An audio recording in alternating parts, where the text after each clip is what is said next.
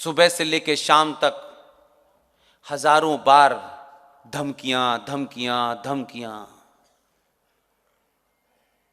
2002 के बाद न धमकी देते हैं और न बताते हैं तलवार। आपने उन्हें बताया नहीं, कायरों, डरपोकों, कायरों की औलाद हो तुम।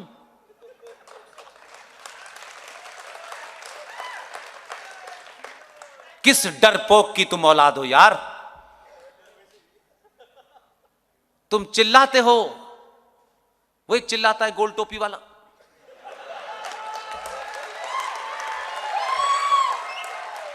क्या चिल्लाता है भाई? एक बहुत चिल्ला रहा था यूपी में, कहां है वो? एक को अभी हाल में एक झूठी धमकी देने के लिए देश की सबसे पुरानी पार्टी ने सोचा कि ये अगर यूपी में रह गया तो इसकी जीभ जरूर पलटने वाली है। उसे पंजाब में छुपा लिया। सुप्रीम कोर्ट के पास उत्तर प्रदेश सरकार ने सॉलिसिटर जनरल को भेजा, मजबूती के साथ केस रखा और कहा तुम्हारे चचा जान तो वाइस प्रेसिडेंट थे, वो अब नहीं रहे, अब तुम्हारी भरपाई होने वाली है।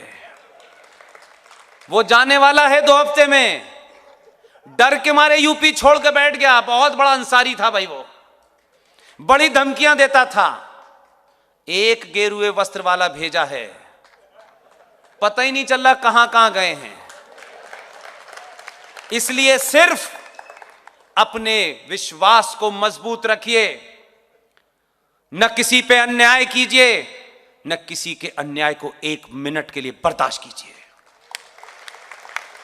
सनातनी हिंदू समाज अपने आदर्शों के चलते, अपनी मान्यताओं और परंपराओं के चलते उसने किसी का हाथ कंधे से नहीं उठाया, किसी की गाली का जवाब नहीं दिया, 30,000 मंदिर तोड़ने का जवाब नहीं दिया। आपकी सहनशीलता को, आपके इस आदर्श को कुछ लोगों ने कायर समझ लिया। ये कायर हैं, कुछ भी कर लो। ये बात अलग है कि हिंदू के नाम पर इस देश में 28 पार्टियों ने सरकारें चलाई और जो कायरता का परिचय दिया, उससे दुनिया के सबसे जाहिल लोग, अनपढ़ गंवार लोग, बलात्कारी सभ्यता के लोग, लूट के वाले सभ्यता के लोग, उनको लगने लगा ये कोई सनातन वनातन लोग नहीं है, ये डरपोक लोग हैं। उन्होंने आपको चुनौतियां देना शुरू कर दी। आप उनको चुनौती मत दीजिए। हैदराबाद वाले से पूछिए, तुम हमें चुनौती दे रहे हो, हमें 15 मिनट का टाइम मांग रहे हो, हमसे मांग रहे हो। तुम्हारे बाप दादा इतने कायर थे कि तलवार के जोर पे शलवार पहन ली उन्होंने।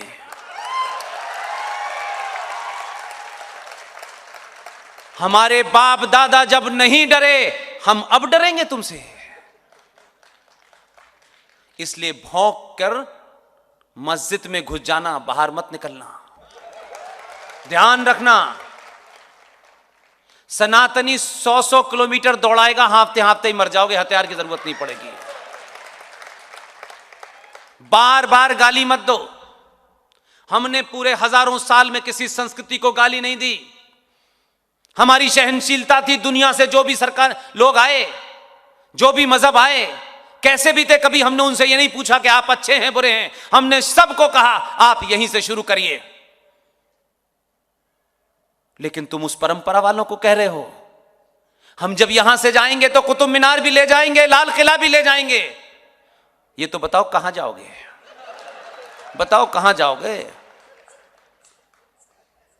जो डरपोक होते हैं वो हथियार से डराते हैं। आपने तो 2014 में गलत बटन दबा दिया है, उसी से डरे हुए हैं। बार बार कहते हैं जो मिलेगा बहुत। आपको पता नहीं है, हम अल्लाह के अलावा किसी से नहीं डरते। हमने कब कहा तुम डरो? अरे हमारा तो अल्लाह पे तब भी यकीन था और आज भी यकीन है। हम मानते हैं, तुम उसको कायनात कहते हो, हम उसको ब्रह्मांड कहते हैं, और तुम कहते हो रब्बुल आलमीन। इस ब्रह्मांड को, इस कायनात को, इस यूनिवर्स को कोई ताकत है जो चला रही है। हम भी मानते हैं जो कुछ हो रहा है उसकी मर्जी के बगैर नहीं हो रहा। मैं अपनी मर्जी से यहां नहीं खड़ा हूं, मैं अपनी मर्जी से कुछ नहीं कर रहा हूं। मैं नहीं जानता कि ये मैं क्यों कर रहा हूं, कैसे कर रहा हूं, लेकिन कोई शक्ति है जो मुझसे करवा रही है। इसलिए हमारा यकीन रात के 2 बजे भी है, दिन के 1 बजे भी है। तुम कहते हो रब्बुल आलमीन, हमारा यकीन है कि रब जो है चला रहा है कोई, और उसकी मर्जी के बगैर ना कोई पत्ता हिलता है, ना लाइट जलती है, न बारिश होती है, न हवा चलती है। जब तक उसकी मर्जी ना हो। आप भी उसी की मर्जी से यहां आए हैं। जिनके लिए उसकी मर्जी नहीं थी वो नहीं पहुंच पाए होंगे। उसकी मर्जी है इसलिए आप यहां आए हैं। मेरे इंट्रोडक्शन में कहा कि हम बड़े आभारी हैं पुष्पेंद्र जी के। नहीं, मेरा कोई आभारी मत होइए, उसके आभारी रहिए। कोई किसी की जरूरत नहीं पड़ेगी। इसलिए मैं उनसे भी सवाल पूछता हूं, फूलन बाजार वालों से, कि हम तो जब से ये सृष्टि है तब से हमारा यकीन है कि ये पत्ता जब भी उसी की मर्जी से हिलेगा। हम और आप नहीं हिला सकते। जो कुछ भी हो रहा है उसकी मर्जी से हो रहा है। हम तो हजारों साल से मान रहे थे, हम आज भी मान रहे हैं। ये तो तुम्हारे मानने में तकलीफ आ गई कि 2014 में उसी की मर्जी से आया है। उसकी मर्जी थी। कुरान मजीद में एक आयत है, सूरे निसा। सूरे निसा क्या कहती है? सूरे निसा कहती है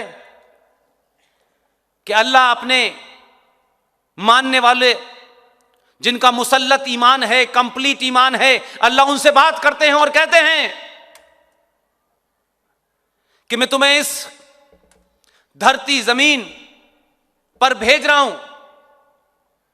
मैंने कुछ कानून बनाए हैं, मैंने कुछ हिदायतें दी हैं, इंस्ट्रक्शन दिए हैं। उनका पालन करना, उनके साथ छेड़छाड़ मत करना।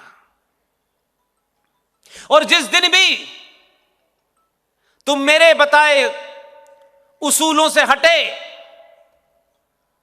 मैं इसी धरती पर ऐसे लोग भेजूंगा जो तुम्हें रास्ते पे ले आएंगे। अल्लाह ने यह नहीं बताया था उसका नाम क्या होगा। उन्होंने नहीं बताया था कि वो आदि आस्तीन का कपड़ा पहनेगा, सफेद रंग की दाढ़ी होगी। अल्लाह आजिद आ गया तुम्हारी मक्कारियों से,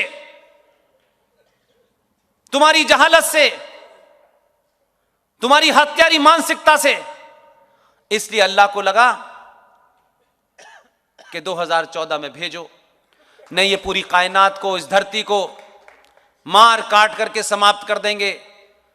इनको मैंने इंसान बना के भेजा था, ये जानवर हो गए हैं। अल्लाह ने बहुत समझाया। ये प्यार से बात करता है, ये जानता है तुम कौन हो, मैंने ही इसे भेजा, इसकी बात मान लो। नहीं माने, बहुत समझाया, पूरे 5 साल दिए।